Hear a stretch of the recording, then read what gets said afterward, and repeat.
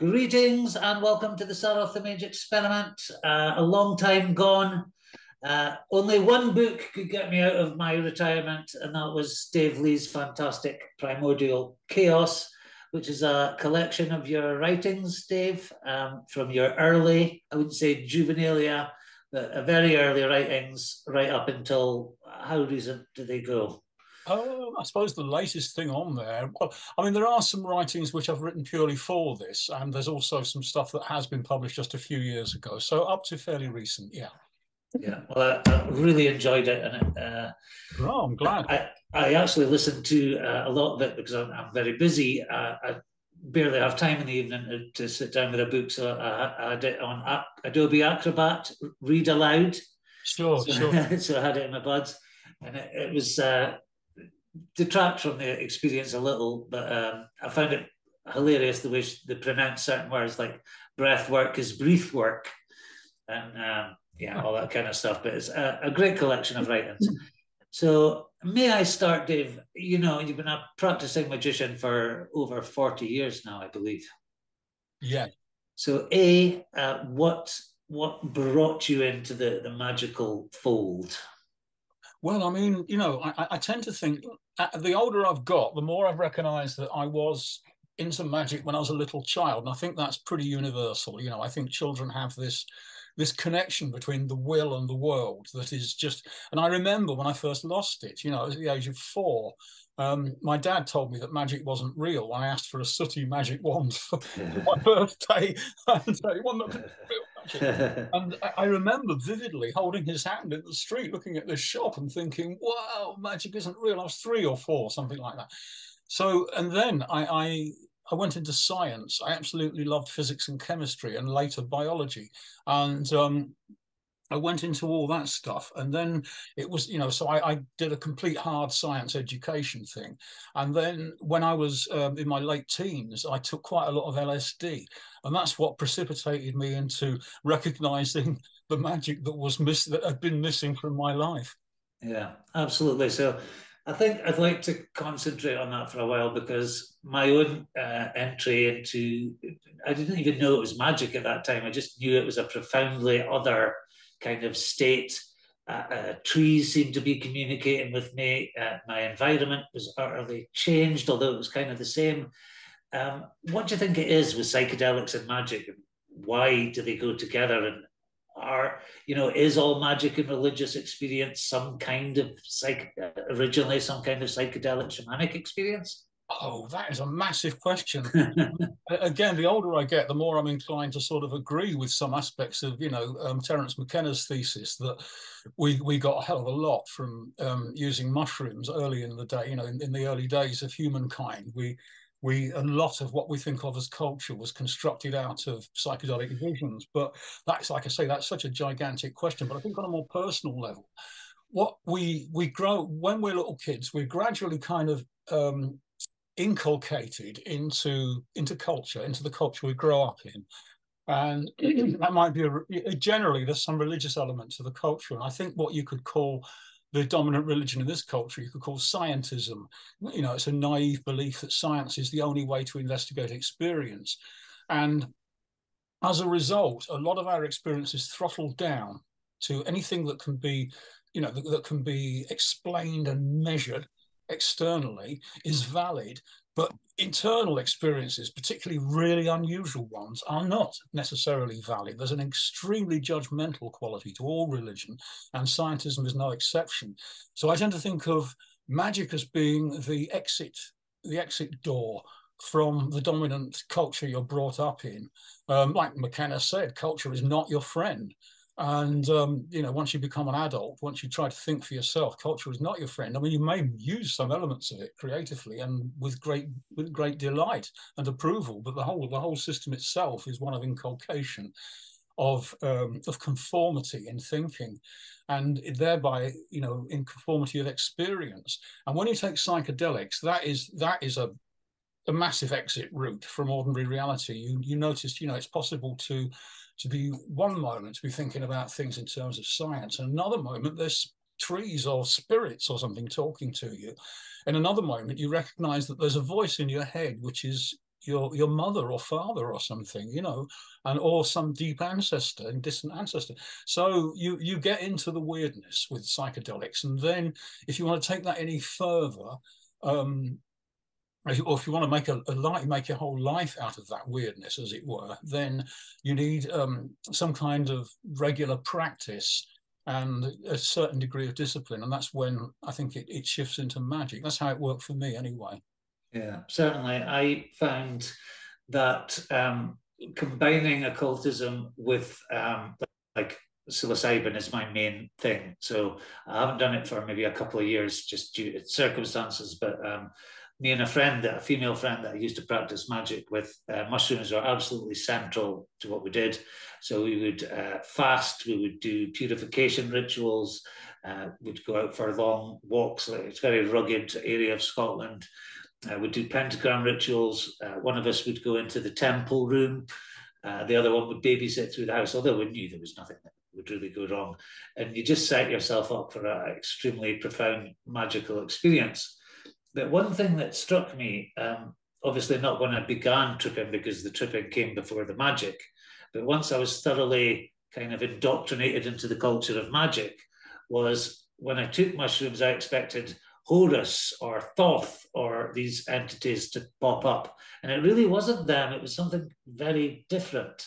And again, when I smoked DMT, there's a quality to them that you couldn't really say are anything like the Egyptian gods. Maybe this is just me, but I do ask myself, why are, you'd think if it was something deep, hardwired into our DNA, these animal-headed gods, the Egyptians or some other pantheons, why are the tripping gods so alien and weird? Like mushroom intelligence seems to be a kind of outer space, very interested in DNA and maybe getting into space. DMT, even stranger, kind of weird, beyond going into space. Why don't they tally with the gods and demons of magic? I don't have a simple answer to that. I tend to think that what you're opened up to with psychedelics can be, if it's a deep enough experience, what can happen is that you end up in a layer of reality, if you like, that is one layer deeper or further out than the symbolism of magic. So, you can go to a book and you can learn about Egyptian gods, or you can learn about Celtic deities or something like that. And you can work these into your practice, and you can get real experiences from them, because yes, those entities are still in some mysterious way hardwired into us. But if you then take mushrooms or LSD, then it's almost like it throws all of your learning aside, and or DMT, and you're plunged into a reality which is constantly shifting and changing, and you can make your own way through it. You could certainly invoke Thoth, for instance, on psychedelics, and you would get a real experience, but you would get a kind of multi-dimensional version of Thoth, I think. I'm quite wary about about invoking specific entities on high doses of psychedelics. I think that can go a bit wonky. On high doses, I think you really have to sort of let go and let happen what happens. In lower doses, you could invoke a specific god or goddess and get a fantastic, much more rounded out result than you would be if you'd done it sober, kind of thing. Yeah, I do agree that with high dose psychedelics, you are better to just lie down, shut your eyes, and let it happen. As soon as you start to try and control it, that's when things start to go awry. Mm-hmm. I did once think I'd had a encounter with Baphomet, and he seemed to be like the high kind of priest or like a gatekeeper in some way of the psychedelic experience. Like just this bizarre, freaked out, goat-headed guy sitting in the lowest position. But that's just a personal thing. So I'd like to probably come back to psychedelics and spirits and what are these entities, maybe later in the interview or maybe never. But tell us a little bit about, you were a founder member of the IoT. extremely important movement in the birth of Chaos Magick. What was the impulse behind Chaos Magick? And at the time, I'm asking big questions again, but were you aware that what you were doing was radically different from the Gardnerian witchcraft or Crowleyan thelema? Yeah, I was definitely aware it was very different.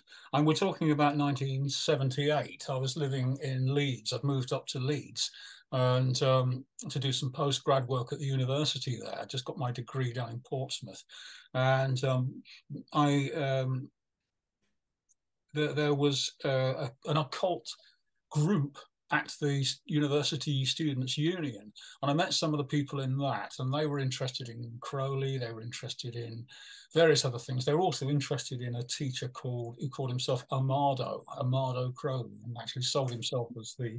Yeah, I've heard him. I've heard his name. Possibly not an entirely honest character, but anyway, I don't want to go into that in detail. I've written about that a little bit. There's a bit about it in the book as well. But it was all very interesting, and we tried various things, and it was there was a desire in me to do this, but it wasn't until, and then of course I came across the Sorcerer's Apprentice, which at the time was a bookshop and equipment shop that sold lovely incenses, beautiful incenses, and a fabulous range of books, and that was in Leeds, in an area where I moved into actually. So I started going there regularly and sort of having a look. And I was first introduced to Lieber Null, Pete Carroll's first book, the white edition, which is there's only about 50 copies ever printed or something, or 100 maybe. I got that. I actually managed to get that second hand, funnily enough, from a second hand bookshop just around the corner from there, which was nice. Where I saw it there and got it. So number 23, the issue. Apparently it wasn't the only number 23. They were all 23. And I thought, this is me. This is much more me. This is magic for people who don't want to just chuck science aside, and say, okay, we've got to forget about science completely. We've got to go into some, ancient sort of notion of gods and goddesses and spirits. But this was magic written for and by skeptics, people that have been through the science process. So I could tell that the vibe was there for me. So I got interested in all of that and started practicing some of the exercises. And then the Sorcerer's Apprentice started a coffee morning event on every Saturday morning. You could go down there from about 10 o'clock onwards, and this room next to the shop, and get some instant coffee for a few pennies and sit around. And there was about 10 seats or something in this tiny room. And Pete Carroll and Ray Sherwin started coming along to there. And so I actually got to meet people who were practicing Chaos Magic, and also got to meet people who were doing Kabbalah. I met an older magician, somebody, the oldest magician I met at that stage, Richard Bartle Batelli, who'd been into all sorts of stuff for decades. And so I was able to get a sense of what the different magics were like. And I got on quite well with Carroll and Sherwin's way of thinking. So anyway, Sherwin started to invite people up to his place, so to get a group together, basically. And over the years that happened, over the next couple of years that happened. But so what drew me to it was that sense of it being a kind of magic that was for the present day, rather than pretending that the whole of history had not happened. Yeah, I absolutely got that sense. Around the time that I just kind of discovered, I think the first magical book I got was a hardback in Bargain Books. I don't know if yet I had Bargain Books. I guess they were everywhere. It was like a pink cover hardback, Aleister Crowley Magic in Theory and Practice. Yeah, I wish I had it now. It's a beauty, really. Yeah. And I also got from a little comic book store, Lieber Null and Psychonaut joined together, and that was really a revelation to me, because Crowley his language was so turgid and difficult to understand, and a youngster like me really had no idea I got the gist, but not the specifics. But Lieber Null and Psychonaut, as I bought it, really kind of spelled it out, the multimodal approach and stuff. Could you maybe tell us a little bit about that kind of way of approaching magic? It's not one thing or the other, that you can be in several models at the same time. Yeah, I mean, there's a even with Crowley, who's, I mean, he's such a massive influential writer. I mean, he sits right across the British and the world to some extent, but certainly the Anglophone world's magical, magical history of the last 100 years. But like, he still comes from the Victorian or Edwardian era, and there's that sort of like, it's very verbose, and he also justifies things to some extent, by religious authority, and not exactly by religious authority. I mean, that's perhaps unfair, but it's almost like it's designed for people who already believe in the gods, who are already sort of like, oh yeah, sure, I can get into that.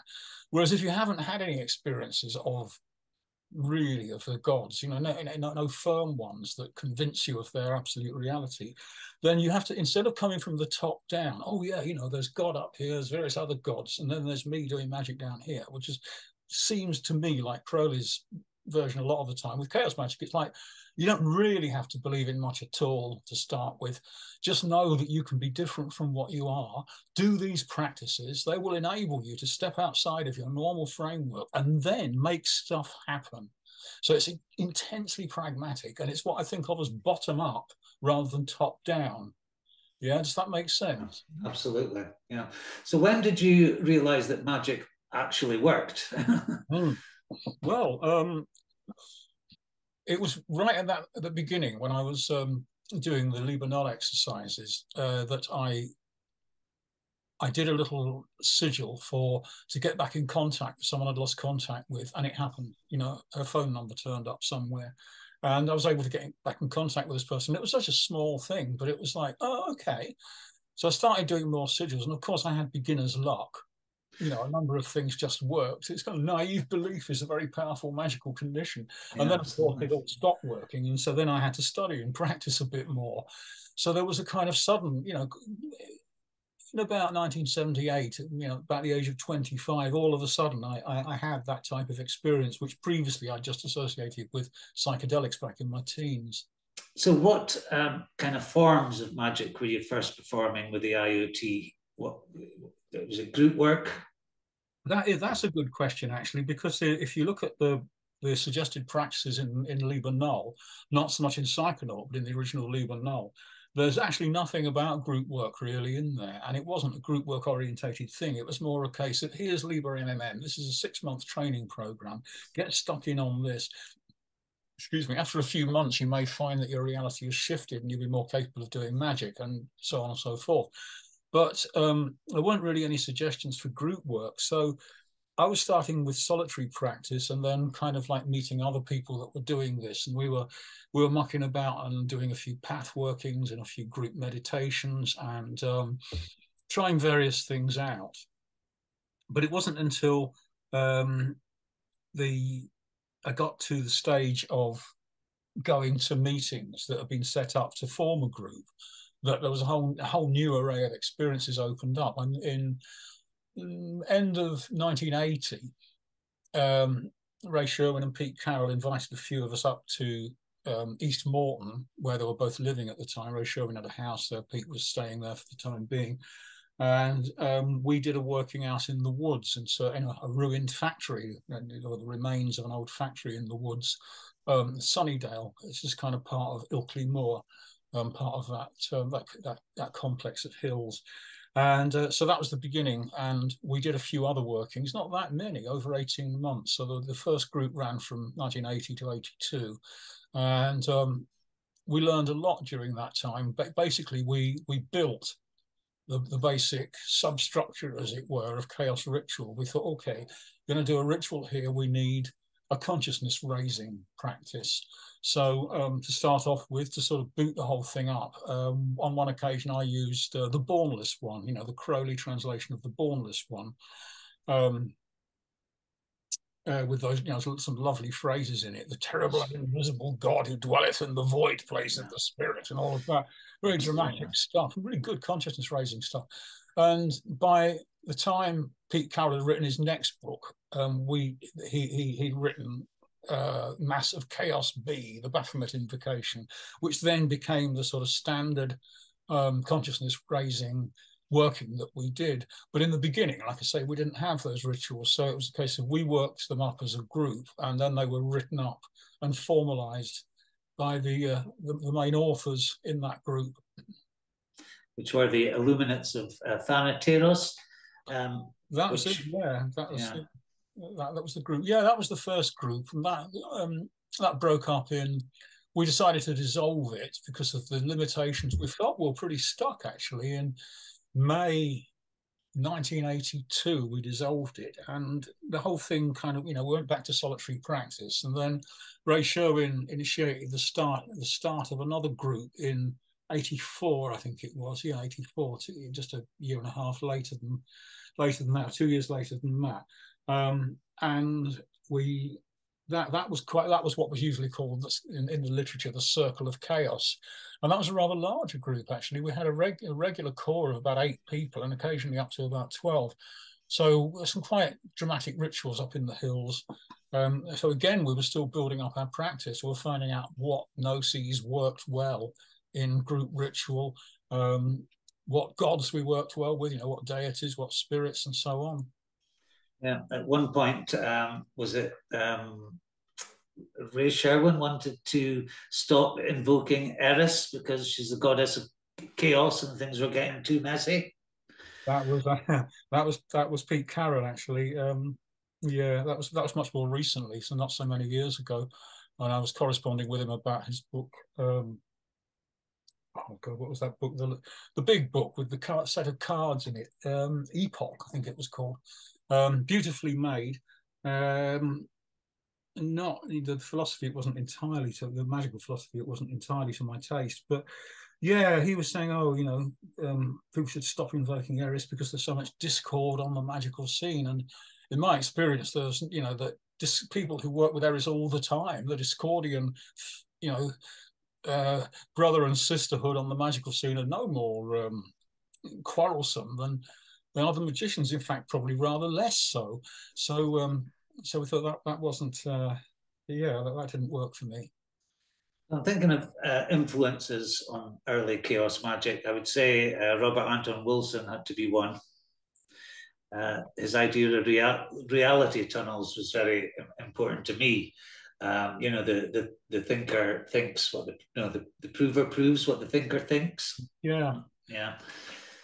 And also William Seward Burroughs, of course, who I'd read before as I was into literature and art before I'd really crossed into occult proper. And to be honest, I hadn't really realized how occulty William Burroughs was. I thought it was all kind of a high-minded avant-garde art, but he really was serious about his sound collages of being able to affect reality. I think you've had experimented with collages and cut-ups and stuff. Oh, absolutely, yeah. I mean, I first read Burroughs when I was kind of in my late teens, or I read, The Naked Lunch, and then started on the others. And I thought, I kind of like all the bits I really like about this, but I don't really get where he's coming from. And it was over years when I'd read a number of those novels, I thought, it's all like one big novel that's all about how everybody's mind is controlled by the use of language. And Burroughs was into liberation. He wanted to find out how to liberate society and culture from its most oppressive features. And he wasn't afraid to use magic to do that. He recognized that a lot of what causes us to behave in the worst and most limited and stupid ways was just our own hang-ups, basically, which of course any psychologist can tell you. And so he investigated various ways to overcome that. I mean, in the early days, he investigated Scientology and was a member of that for a while, then realized that was another control cult, and pulled away from it. But of course, you don't get into Scientology without some expectation of magic in your work, definitely. So he was into magic from the beginning, and it's quite explicit by the time you get to his novels of the early 80s, like the Cities of the Red Knight and so forth. And the Western Lands and stuff. Yeah, it does become quite explicit then. So you travelled to Lawrence, Kansas to meet William Burroughs, didn't you? Did, yeah. Oh, that was a wonderful trip. I had a sort of it was sort of a 3-part trip when I went over to the States in 1996, February 1996. Went to visit some friends in LA, and then we flew up to Seattle for a big IoT meeting. The American section of the IoT was having a meeting, And that was terrific. And it was a few days of very little sleep and lots of magic and so on and so forth, you can imagine. I can imagine. And then we flew down to Kansas City to go to Lawrence to see William, because a few people in the order were friends with him by then. He joined in 1990. Yeah, he was an official member. Yeah. Yeah, as a result of contact with with an Australian group who actually did sort of implode sometime after that. But at least they brought him into contact with the order, and then of course him being living in America, he got in touch with the American side of it, and the Bob and Stephanie who were running the American section at the time became good friends of his, and Doug. And anyway, so a couple of us, me and a couple of other people went to see him. Oh, the flight from Kansas to Kansas City was interesting. We got on at Seattle and on this, little plane, and we're in our seats, and the plane starts to take off, and the captain's voice comes over the PA. And, oh, greetings, welcome. This is Captain Clark. Oh my God! If you've read about the 20 abandoned ship, yes, I have. Yes, indeed. Yeah, the two Captain Clarks that who are driving or flying or piloting when the ship or the plane goes down and everybody gets killed. So it was just like, wow, on the plane now, nothing we can do. And this rolling sort of black storm front came up as we took off, and we went into this, this blackness and storm. So that was quite exciting. So we were well primed to meet William. We stayed in a little hotel, and then the next day, we were able to have the whole afternoon with him, which was amazing.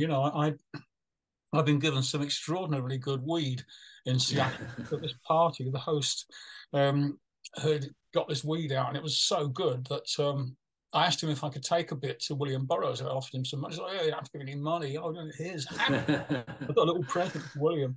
I've got this wooden chaos sphere I'd had made as well. So those are my two presents." And I gave him this weed, and he said, "Oh, roll me a joint English style, free skin." And drawer gets me to sit in this little cabinet and pulls this drawer out, and there's all the gear in there, So, and it's no tobacco. I've had a triple heart bypass, so I had to roll this large spliff of pure weed, perhaps the strongest weed I've ever smoked. And I think William was the person who was functioning best out of all of us. 10 minutes late, no doubt. No stranger to psychoactive materials was old William. Yes, yeah. Wild Bill. Yes, he was such a powerful influence on the whole scene. And cut-ups are cut-up and collage is, it's a very powerful way of doing magic in a way, because it engages subconscious procedures. It engages the sort of almost like the dream life that you have when you're looking through magazines and newspapers, and you look at a phrase and that makes you laugh, or you look at a phrase and it disgusts you or something, and you just play around with that and remix it, and you end up with complex emotions you can't really read. And that is when the magic starts. Absolutely. Also a good divination tool, I find. And it is, I think Burroughs' idea of, the world is structured on language, which is a kind of DNA as a language, I guess. So by cutting into it, you disrupt it and create new patterns. I think as magicians, or as chaos magicians, one of the key things we're interested in is, and another Burroughs theme was evolution. Evolution hasn't stopped. But it's like the control mechanisms are trying to desperately keep everyone in their place. The Archons and the Chaos Magicians are finding ways to break free of that control and to evolve, perhaps into space, perhaps, who knows.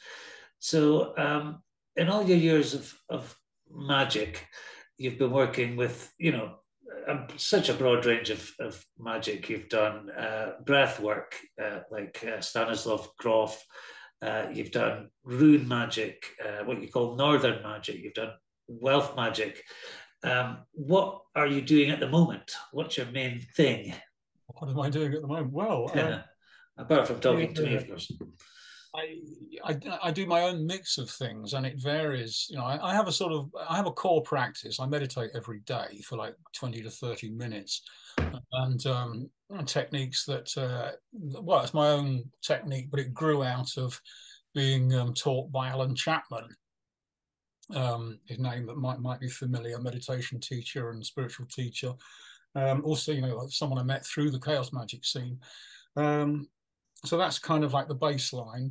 I work with certain spirits regularly, most regularly the ancestors, my own ancestors, and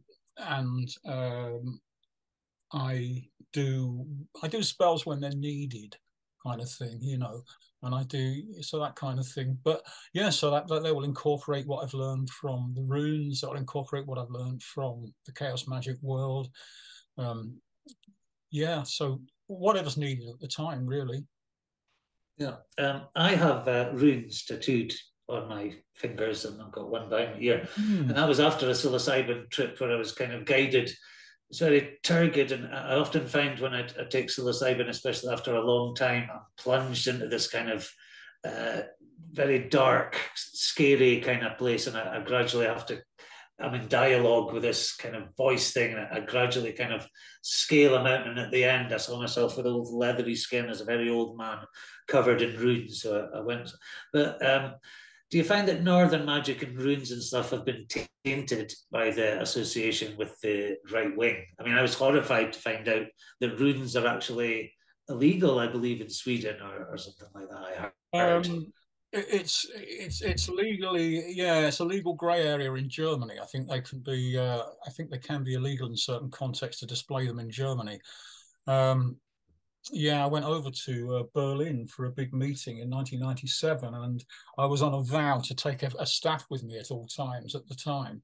And I haven't got the staff in the stream. It's quite tall, it's about 5 foot staff, and it's got the entire Elder Food art carved around it in a spiral and a helix. And I took that. No, I was walking around Berlin with that. Nobody commented or anything. Then I got on the U-Bahn, the underground, and I'm just sitting there with my stick. And there's an old guy sitting across from me, and I can see his head tilting, and he's reading the runes, and he's sort of like recognizing them. And he was old enough to have been educated before runes became out of favor.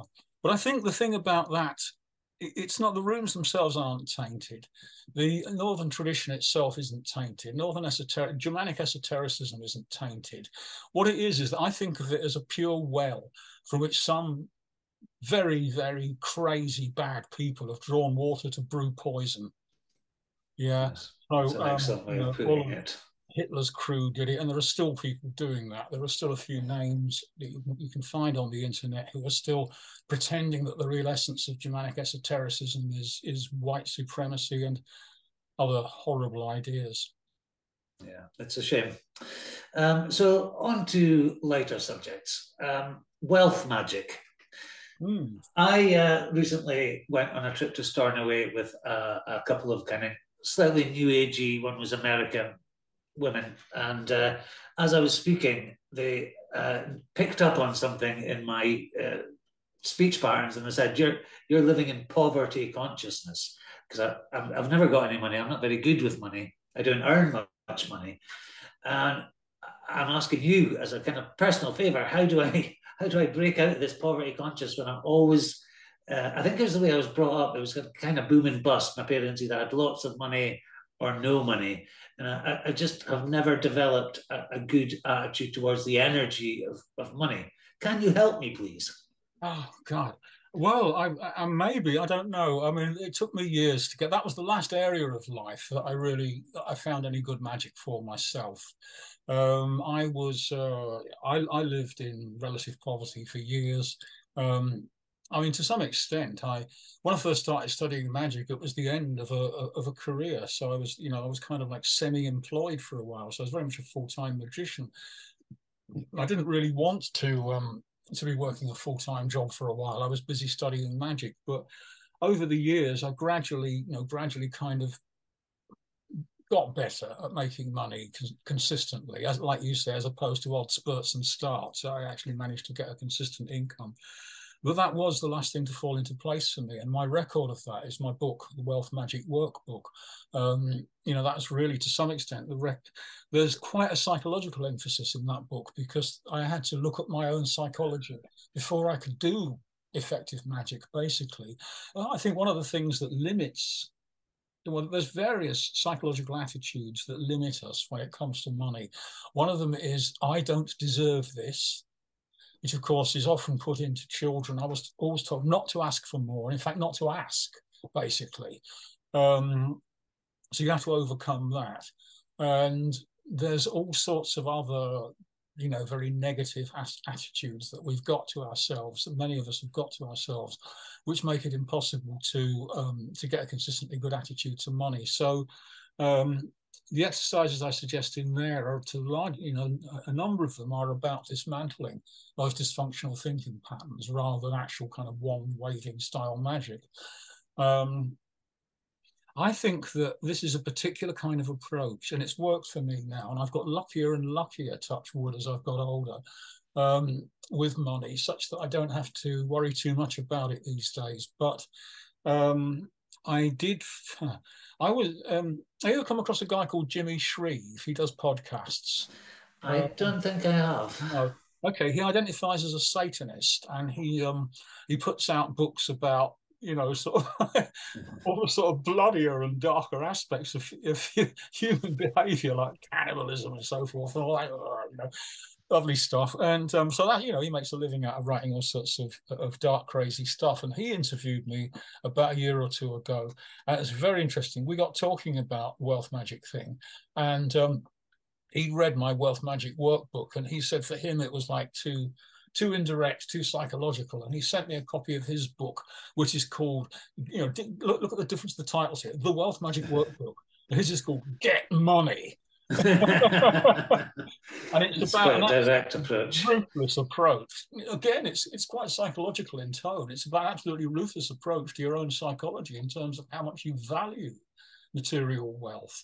So, and he confirmed for me something I've suspected for a long time, which is that the people who get really rich, they can only do that by becoming obsessed with money, unless, of course, you're born to it.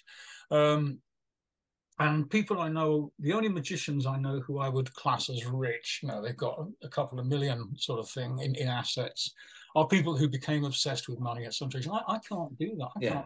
I don't want to be obsessed with money. I just don't want to go hungry for 2 weeks of every month. Yeah, and I think so. I'd recommend looking at what Jimmy Shreve says, and I'd recommend looking at my book, Wealth Magic Workbook, and kind of triangulating between those attitudes to some extent. And I would not suggest getting obsessed with money. I mean, it's such a wretched thing to be obsessed with. You're better off being obsessed with, I don't know, sex or good food or something. Yeah, absolutely. Maybe that's why I'm not very wealthy, is it's just never been a great motivation of mine.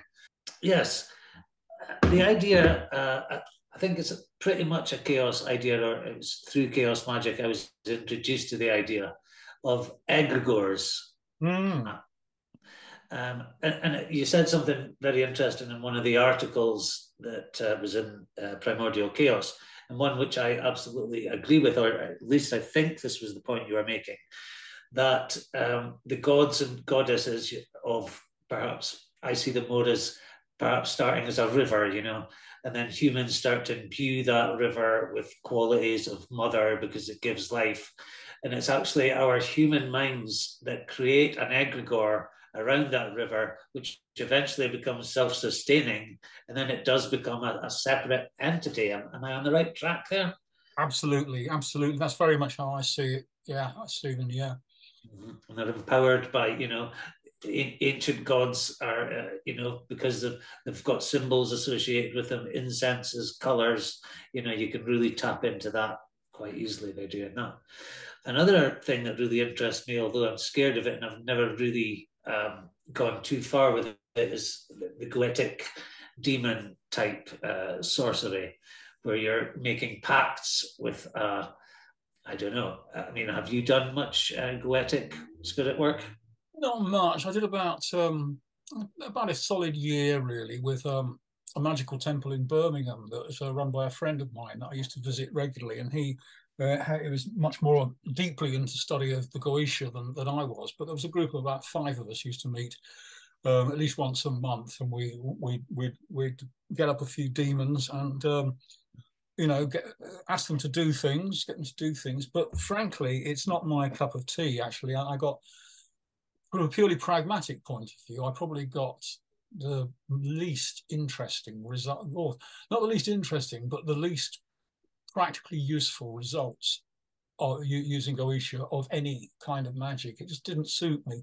However, I did have some interesting experiences, like one that I report in that book, Bright from the Well. And I was talking about weird experiences, and one of the weirdest was, a large purva dagger, a heavy piece of metal, left one side of the circle, moved about 6 feet, instantaneously appeared on the other.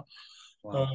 Everybody saw this. 5 people saw this. The guy who was running he wanted his purva, and he realized his hand was empty. It's laying down, something gets in his hand, and everybody saw this. And there was the classic drop in temperature and everything.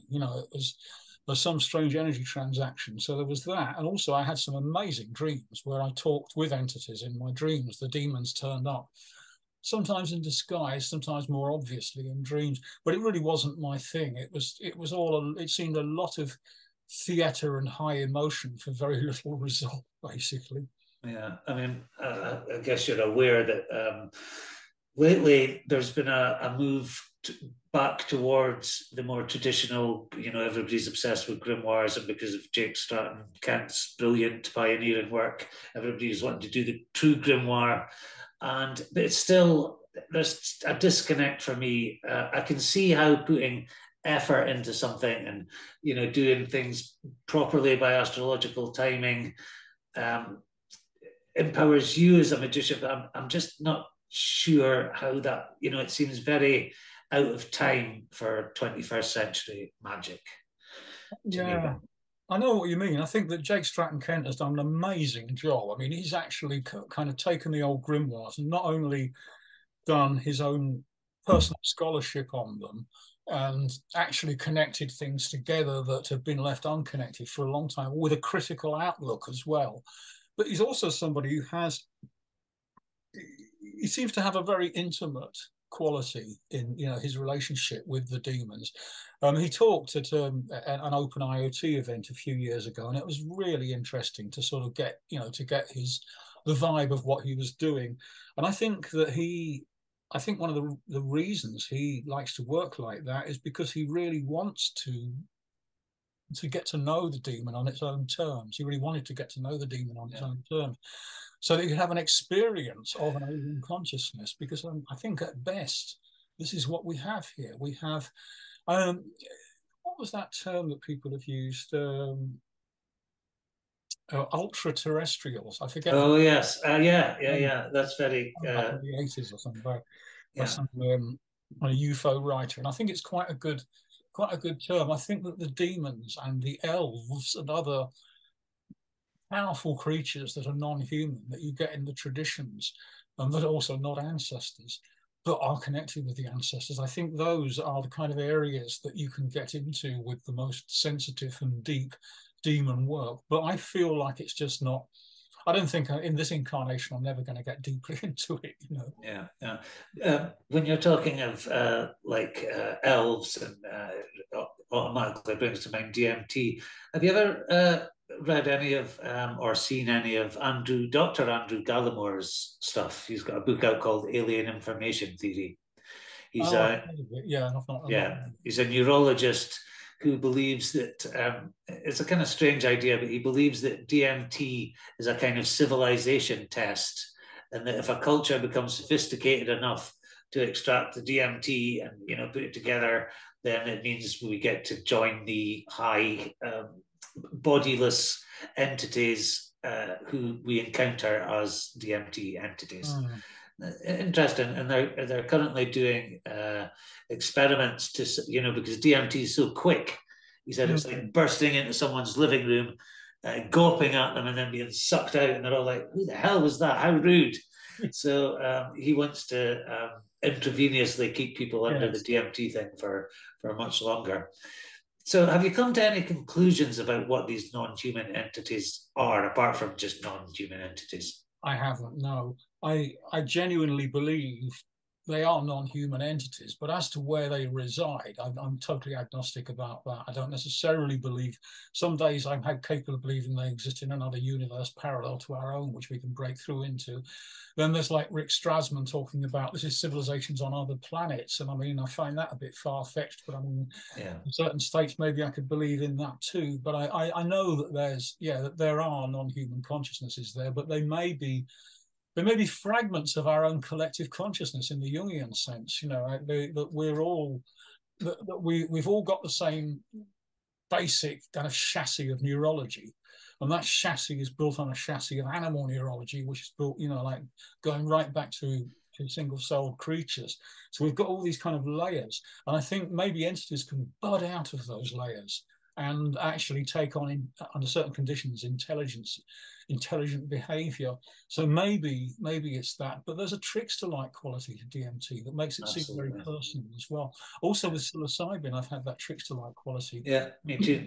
One particularly interesting ritual I got involved in fairly low dose mushrooms, and prior to that we'd actually done a sort of cut up, loads of different cut ups of different magical forms, and sort of mixed them in, and then then the next day took the mushrooms, and there was literally like finding cut up entities, and it was as if it's been jester.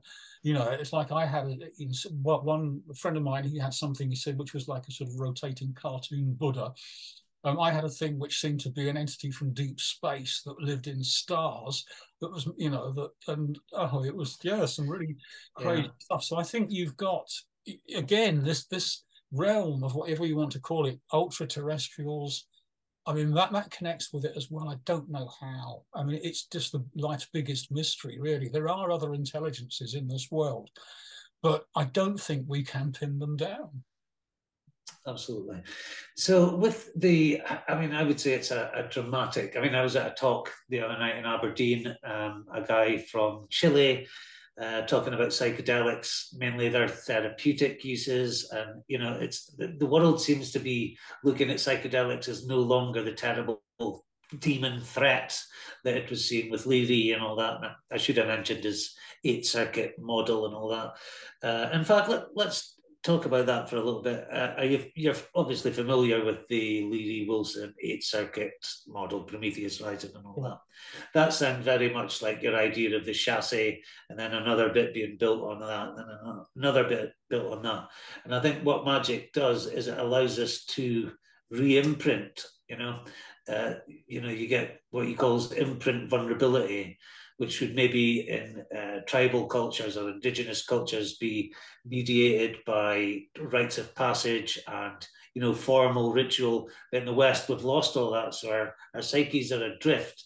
But I think with magic and ritual and meditation and all that stuff, we can control our own nervous systems and get rid of our faulty programs, which have caused psychopaths and serial killers and all that kind of stuff. Yeah, sure. I think that I'm aware of of course, of this what's been called the psychedelic renaissance. That we're beginning to get a very slight slackening of the legal suppression of psychedelics, and I think healing is definitely one of healing is one of the main ways we use psychedelics, definitely, but it's also a Trojan horse that will hopefully enable psychedelics to enter culture more in general.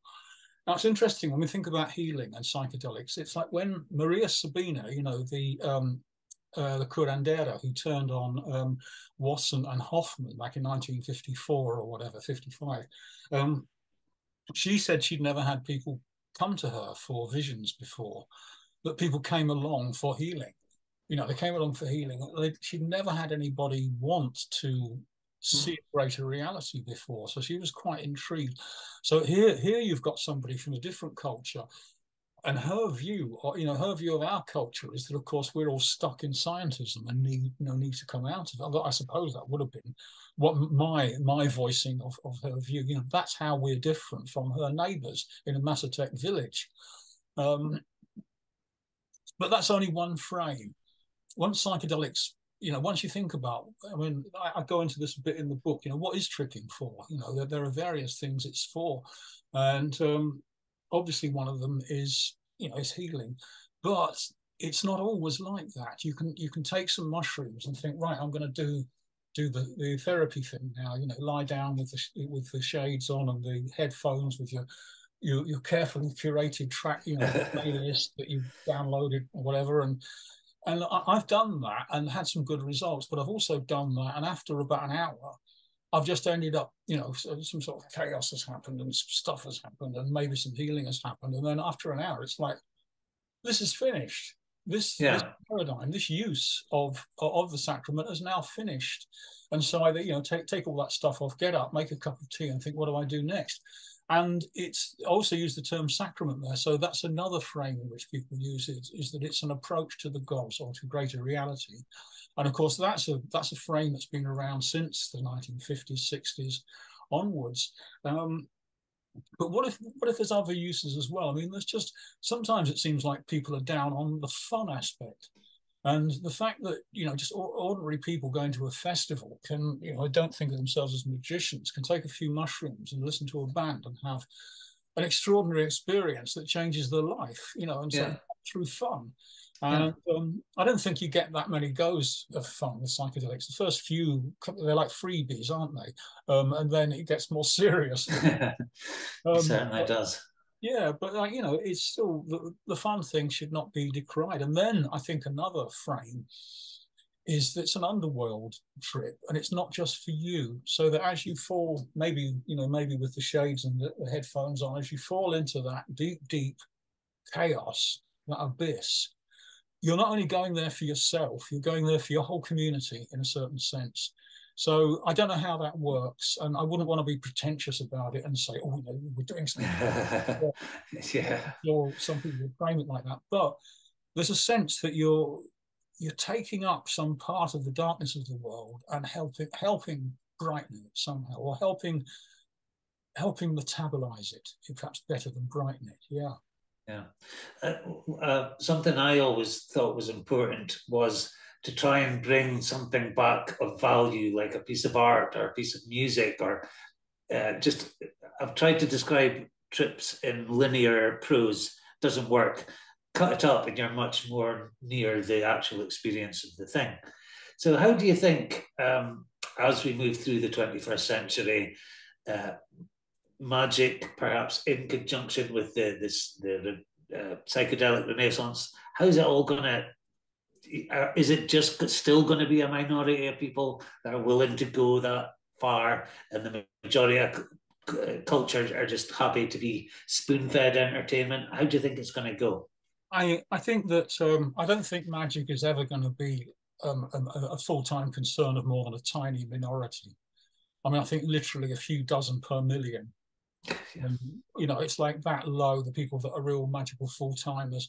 That doesn't necessarily mean you're better than everybody else, but it just means that you're more obsessed with weirdness, with magic, and you want to live the magical life more. Maybe that will expand, but I don't know. There's, from certain other cultures, I mean, a friend of mine who lived in Peru for a while and studied ayahuasca shamanism and kind of like went through an initiation himself, or more than one. He said there's a certain, all the shamans in Peru recognize that you can have too many shamans in an area. Too many cooks. So, maybe there's a natural limit to the number of practicing, high-powered practicing magicians in a particular percentage of culture. But I think that there are certain, and I mean, what we're moving into, all the advances that human beings make, all the new things that happen, the internet, like the wider use of psychedelics, all those things that have happened in the last few decades, there's a bright side to them, and there's always a dark side. There's always a massive dark side to them.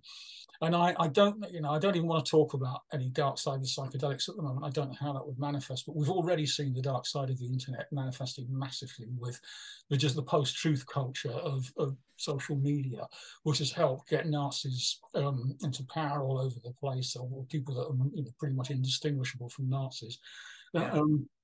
So there's some pretty horrific aspects to that. But I think one of the things that interests me that I think is going to be important over the next few years is what some people call memetics, the transmission of blocks of cultural information through the internet. And I think that is a growing edge of magic. I touch on that in the book, but I'm actually writing a much longer piece about it, which will go in another book. And I'm also going to do, when I do my book launch in a couple of weeks, just under a couple of weeks in Sheffield, I'm going to do a public spell, a sort of collective spell that utilizes some of these ideas. I think we need to go beyond the idea that just flashing a sigil up on a screen on Facebook or Twitter or Mastodon or whatever, or Twitter's now Exeter or something, isn't it? But like that's going to do much, because it's like there's very little engagement there. The far right that did their stuff with Pepe the Frog, QAnon and all that nonsense. Yeah, that I think we ought to learn from that. What they had is a little entity there that already had a certain amount of popular exposure, and so people's engagement with it was stronger. And I think that's the key. Let's talk about levels of engagement. Sigil flashes on the screen. You're just thumbing through your Facebook feed. Oh, there's a sigil, and it's for something I agree with. Great. Well, maybe something happens there. Maybe something doesn't. If you take that sigil, maybe do your own version of it. Maybe sing its name if you're given a mantra or a name for it. Work with the statement of intent so you get more engaged magically. Maybe that would have more effect. What about if you put the sigil of a servitor up there? Maybe that would have more effect. In our experience in the IoT, we find that generally speaking, if you create a servitor and share it with people, it makes it more powerful. And eventually, this leads to the formation of egregores. So we have a number of entities in the IoT, some of which we've released to the public, some of which are still in experimental stages. There's some in your book, actually, where you invite people to jump on. And they are a very high level of engagement. So if you were to put something out saying, oh, here's a sigil, here's a mantra, and why not scribe them and see what happens? Why not find out what to you, the astral form of this entity is? So this is a creative process. Scrying is a creative process. It's only partly passive. So the deep layer of your mind is creating details that fill into the basic vibe you're picking up psychically from that. So you elaborate that entity. And so now you're beginning to build an egregore. And that's what I'm doing with an egregore entity called Wabri, which we started working with 5 years ago. And we finally decided is going to be an egregore entity. It started off just as a sigil, then it became more like a servitor, like a mini egregore. Now I'm going to make it, we're going to make it public. And it's and I think it'll be a popular one because its idea is that it will be an entity that will prevent weapons of mass destruction ever being used. So anyway, I'll send you some more details about that as we develop it. But at the moment, I'd just like to say, that anybody who's interested anybody who looks at my Facebook feed will find some details about Wabri and about the book launch, which is happening a week on Saturday. And that might help them to engage with it. And there'll be some more announcements, which I'll bung out through Facebook and Mastodon as they happen.